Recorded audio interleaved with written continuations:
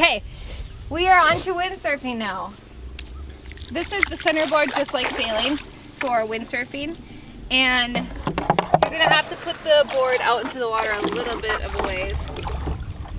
Once we get out into the lake, I'll show you the exact positioning of this. But the biggest thing you need to know is that there's these two little, whatever, things that stick out on the side. There's a little groove on the board, and they fit exactly in there. So that's how you know you're putting it in the right way. The more rounded end goes towards the front of the board, where this sharper end goes towards the back of the board. So for right now, we're just going to leave it like that since we're in shallow water. Otherwise it's going to drag. And while we're getting the sail set up, you just kind of bring it up onto land a little bit.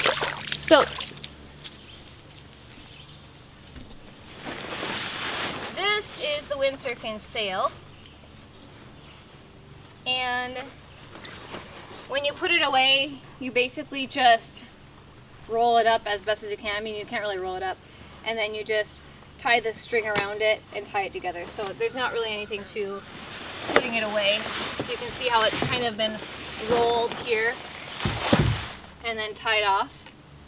Same as the sailboat, this long part is the mast, and this teal part is the boom, and this is the sail. These reinforcers are the mainstays. They just help stiffen up the sail a little bit and allow you to catch more wind.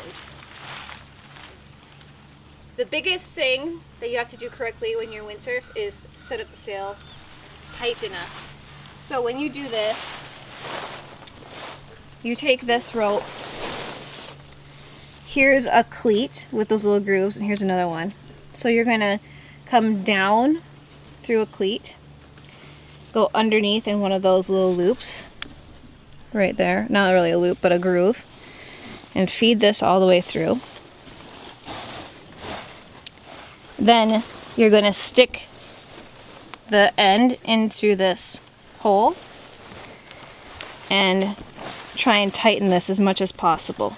So what I do is I really put this right into my hip, and I kind of like put my hip in there and I just try and get it as tight as possible. Then I make sure that that rope is into those grooves. That should kind of help to lock it in place. I'm going to go through this other groove. This time I'm going up with the rope through here. Okay. Push it into that groove, those grooves, the cleat, down through this hole again.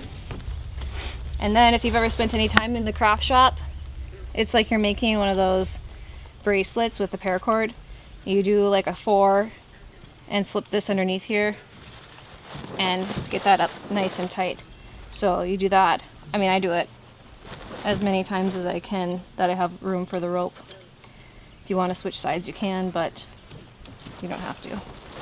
So that's 3 times. That should be good enough. So this is all connected.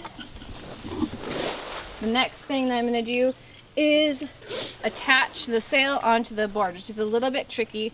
You might need somebody else to help you, especially if it's windy outside. So I will pick this up by the boom and by the mast.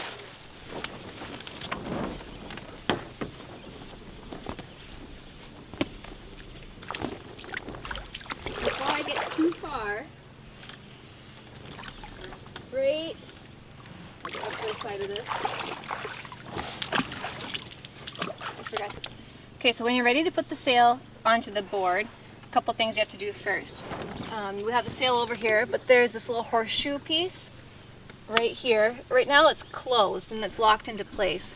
There's a little button here. You have to push that down and slide the horseshoe piece out like that. And now this is open.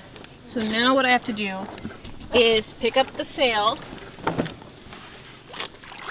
It's a little awkward. You need to get the end of that sail, you can use your leg if you need to put it right into that groove. Okay, and it should snap right in there. And then you push that horseshoe piece closed. I just pushed it closed with my foot. Then You lay down the sail so that it's not sitting in the water. It should be balancing right on the board just like that. And then you're going to be ready to get your life jacket on and paddle out.